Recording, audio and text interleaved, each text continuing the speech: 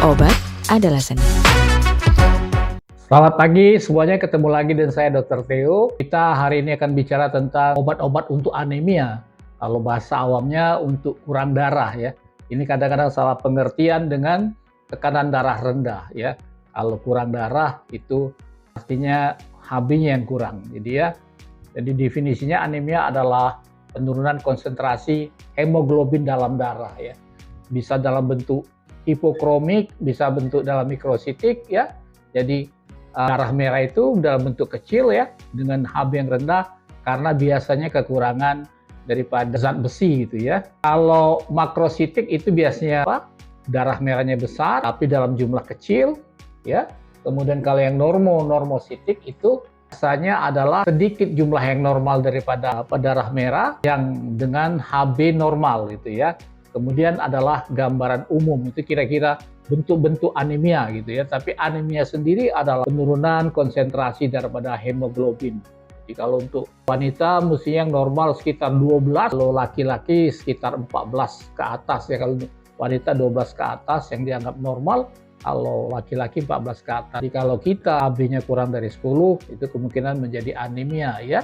Oke, itu pendahuluan daripada belum kita ngomong tentang obat-obat anemia ini atau obat-obat untuk kurang darah ini. Nah, zat yang penting untuk mengatasi anemia ini yang pertama adalah Fe sendiri, besi itu ya. Jadi tadi sudah dijelaskan di awal tadi adalah ini ya, dalam bentuk itu ya. Jadi karena kekurangan daripada zat besi itu ya, atau ferro atau ferri, kita sebut ferri gitu ya. 60% yang di dalam sirkulasi darah itu sebagai hemoglobin gitu ya. Jadi lebih dari separuh, kira-kira separuh itu disimpan dalam hati dan spleen gitu ya, dalam empedu gitu ya. Ferritin dan hemosiderin dalam bentuk ferritin atau hemosiderin. Yang sisanya dalam bentuk myoglobin, sitokrom ataupun enzim gitu ya. Oke.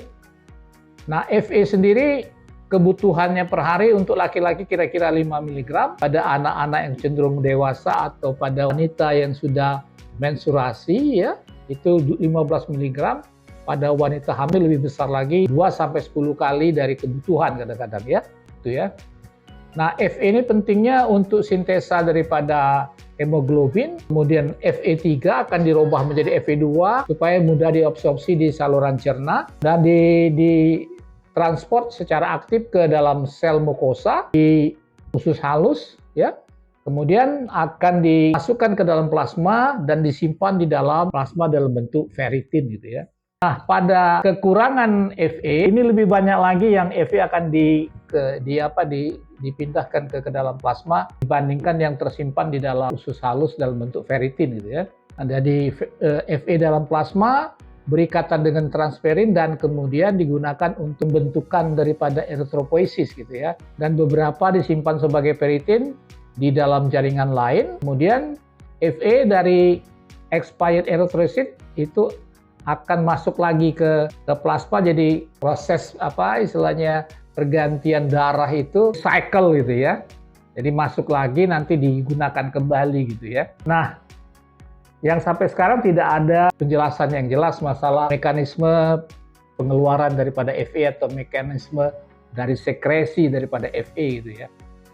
Nah, digunakan Fe ini terutama untuk anemia defisiensi yang disebabkan oleh hilangnya darah secara kronis, lambat-lambat gitu ya. Misalnya pada menoragi, kemudian pada infeksi cacing gitu ya. Meningkatnya kebutuhan misalnya pada kehamilan dan terutama early infancy gitu ya. Kalau kemudian dari intake daripada diet yang kurang cukup atau absorpsi yang jelek, terutama kalau kita pada manusia-manusia atau pada pasien yang sudah mengalami pengangkatan lambung atau mengalami gastrektomi. Ya. Nah, ini Fe tidak boleh diberikan pada hemokromatosis, anemia hemolitik, hemosiderosis, hipersensitivitas, dan ulcus pepticum gitu ya.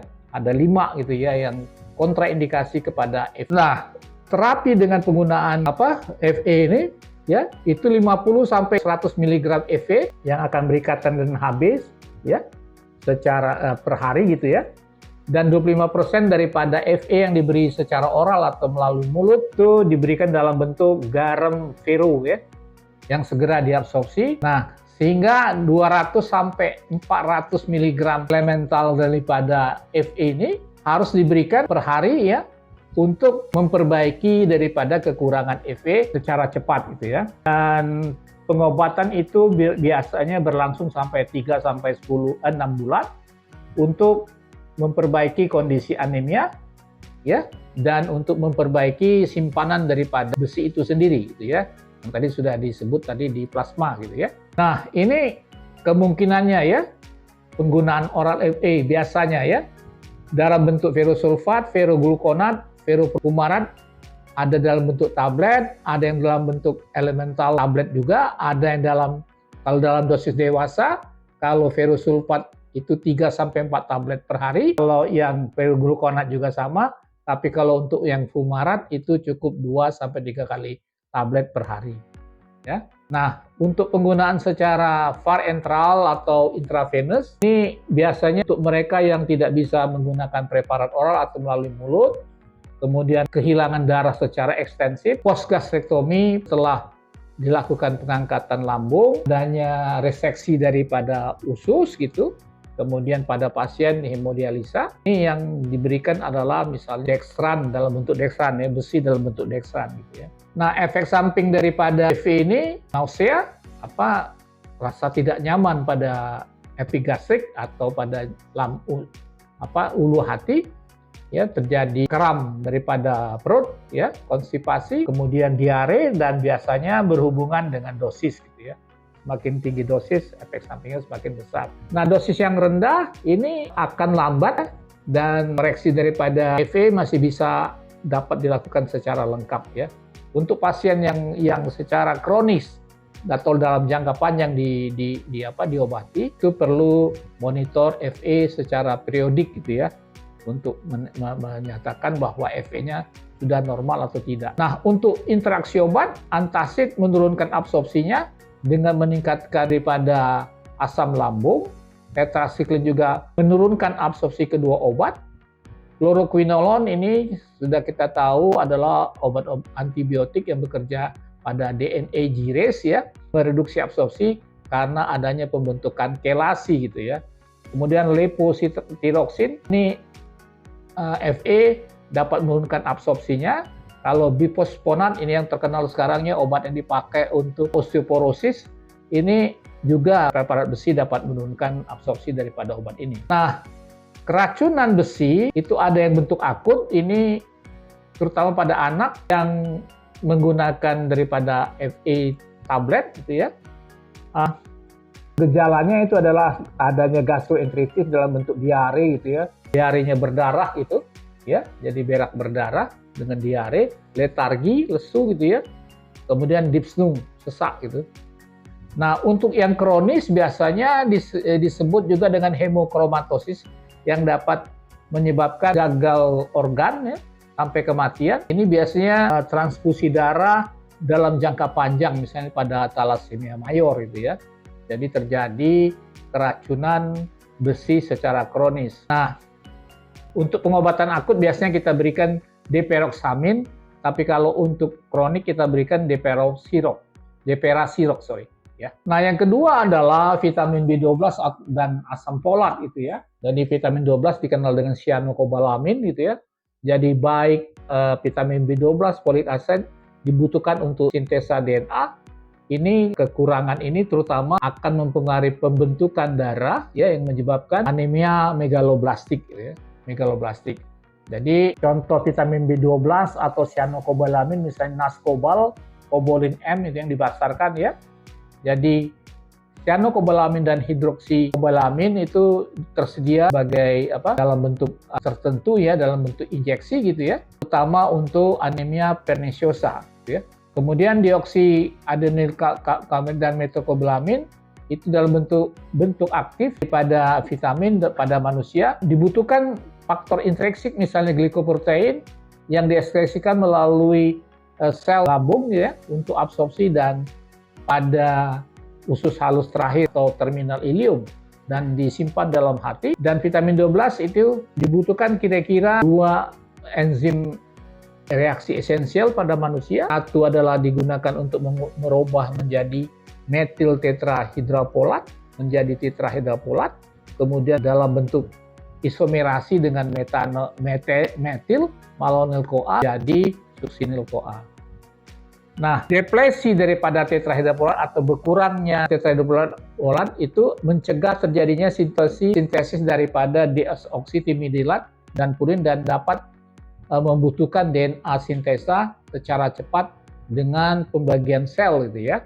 Akumulasi daripada metil-malonyl-CoA itu mengganggu daripada sintesa asam lemak gitu ya dalam saraf dan akan menyebabkan gangguan daripada saraf itu sendiri ya pada penderita dengan defisiensi vitamin 12. Obat ini kontraindikasinya adalah hipersensitif terhadap vitamin 12, Leber disease ya. Jadi yang terutama untuk mereka yang mengalami optic nerve atrophy yang secara herediter. Efek samping nyeri, kemerahan, bengkak pada tempat injeksi, kemudian bisa terjadi diare ringan gitu ya. Kemudian bisa terjadi juga nausea dan sakit kepala. Nah, interaksi obat metformin dapat menurunkan absorpsi vitamin B12, jadi hati-hati terutama kalau untuk penderita diabetes gitu yang diberi metformin ya kalau bersamaan dengan vitamin B12. Kemudian protopump inhibitor seperti lansoprazole atau omeprazole menurunkan absorpsi daripada vitamin B12 dan H2 reseptor blocker itu seperti ranitidin, famotidin juga menurunkan absorpsi vitamin B12. Ya, kemudian dosis itu kalau dewasa 2 sampai 4 mikrogram per hari, kalau wanita hamil 2,6 mikrogram, ada wanita menyusui 2,8, anak di bawah 6 tahun sekitar 0,9 mikrogram, kalau pada anak di atas 6 tahun itu sekitar 1,2 mikrogram per hari ya. Itu dulu yang bisa saya sampaikan. Terima kasih. Ya, kita lanjutkan nanti ke part 2 gitu ya tentang obat anti anemia ini ya. Sampai ketemu di minggu yang akan datang. Terima kasih telah menonton. Akan subscribe, like, and share. Ciao.